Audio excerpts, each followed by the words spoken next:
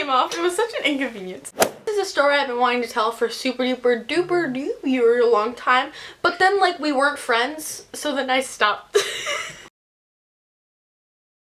This all started when Morgan hit me up and my 11-year-old self was like, whoa, my friend wants to hang out with me. We were best friends. She'd come over after school every single day. So she texted me and she's like, do you want to go ice skating? And being the crash that I am, I fall on absolutely everything just walking on myself, I thought this would be a great idea. We got to the ice skating rink and we were having a grand old time until, oh, we smelled some hot chocolate. We saw the signs. We were like, oh, hell yeah. And we thought it was a snack booth, but then that wasn't open. So we went to the Subway. We were like, hey, do you guys have the snacks? The lady was super rude and she was like, no we don't, but we got hot chocolate. And I was like, okay. So then we knew that they had hot chocolate, right? So then we went skate around for a little bit because we weren't sure if we wanted the hot chocolate yet.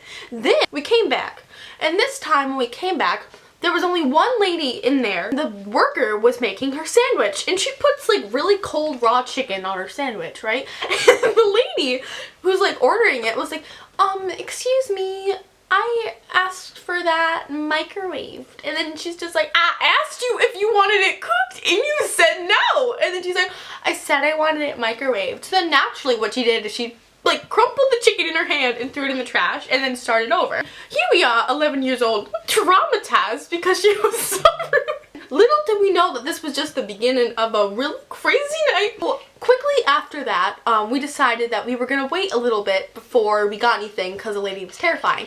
And then it took about like 20 minutes before we were absolutely starving because we were chubby kids. We still are chubby kids. This was the only food place there. Like it wasn't like we could just go to like anywhere else. This was our only option. We walk in and we wait in line, a respectable line. Auntie Kim, which is Morgan's aunt, obviously, brought us there. And Auntie Kim is the best and she's waiting in line and she orders a sandwich and the lady never asked me if I wanted a sandwich, okay? She never asked me if I wanted a sandwich. So we get to the end of the line and she goes up, she's like, do you want anything? I said, can I have a meatball sub? And she looks at me, she's like, I asked you if you wanted a sandwich and you said no. And I'm like, actually, you never asked me. And she's like, fine, well, back of the line. So my 11-year-old self had to walk to the back of a line and I had to wait like 20 more minutes. So I'm like, fine. So I ordered a fountain drink and being the rebel, awesome, cool kid I am, I put slushy in my soda drink. Before I could do that, there was a group of teenagers who were filling up their drinks. They weren't like just chilling around. They were like they were filling up their drinks. They had bought stuff, like they had sandwiches, and they were going to sit down. This manager scoots out with a broom and he starts sweeping at their feet near them. It's like, excuse me guys, you're taking up so much room. And then they're like, okay. So they moved over. I filled up my slushy drink and I went to go sit down. And this guy decided at the busiest hour that this is the time he was going to sweep up everything. So he didn't just keep to himself. No, he started sweeping at my feet and hitting me with the broom. And he's like, can you move? And I'm just trying to sit down. Like, we all bought stuff. It wasn't like we just got like a drink and we were like walking out. Like he was like hitting us with the broom to leave. I kind of just started laughing because I mean it wasn't like he was hurting me. He was just so bizarre. It was just so strange because he was so rude about it. Like imagine walking into your local Subway. Picture it. You know, you can smell the sweet food. You know, you're having a great time, and then you go to sit down, and the guy hits you with a broom. So we end up sitting down, right? And he just starts yelling at the people, at one of the girls who was sitting there. She bought something. He starts yelling like, you're taking a broom, you need to get out. There's a lady with her kid and she needs to sit down. I feel like this isn't recording. And then the lady, or the girl who was sitting there, she's like, I'm a paying customer. There are seats over there. Why do I have to move? And then basically he just starts like screaming like at her for what was he screaming at her for? Do you remember? He was like, okay, well, where's your manager? And he's like, I'm the manager. And then she's like, I really doubt you're the manager. She's like, I'm the manager. Well, you're not gonna be the manager for long because I'm gonna fire you. And then I'm gonna, like, not fire you. I'm gonna, what's it called? Like, when you like tattle on someone. Report. I'm gonna report you to whoever owns this place or something like that. It doesn't matter. I'm moving to New York City in 2 weeks. I won't need any of this shit. Like, so we were sitting here just like kind of like watching, kind of laughing because we're just sitting here like watching this all go down. But they start like yelling at each other and everyone starts swearing. And then that lady who, you know, the chicken lady that I mentioned before, she comes in and she's like, I'm gonna you up. And like she's, I'm gonna F you up, you know what?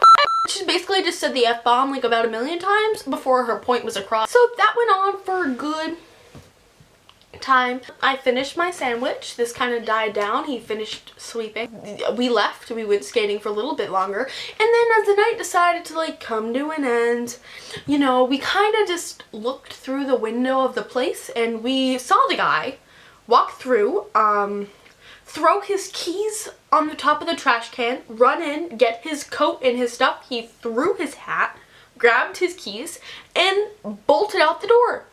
Then a couple minutes later, a poor scared teenager walked in and put on the hat and went to work. Then after all that happened, we were kind of like, we figured that these people were really rude and they hit me with a broom, so they can't really just like get away with that. So we went up to like the service desk and we complained about what they had been doing, but they told us that they don't own that that's Subway.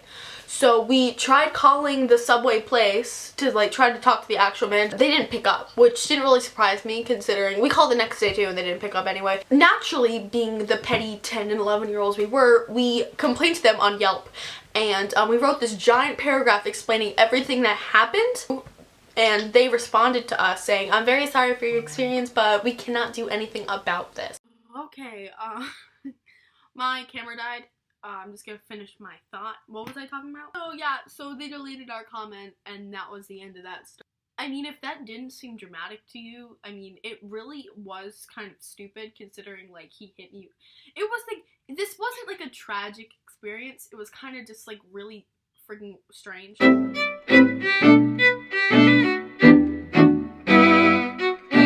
so you know, if a Subway worker ever hits you with a broom, don't go to the Subway. Don't go back. Also, don't reach out. That's the opposite of no. Know how people say like reach out, expression? Don't. Just no one can help you, okay? If you're crying at night because someone hit you with a broom, there's no one who can save you. I mean, if it's like someone in your family who hit you with a broom, get help. But if it's a Subway worker, domestic violence is not promoted on this channel.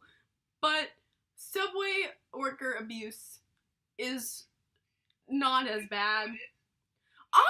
Obviously, if you get like genuinely hurt, alert the authorities. But bye.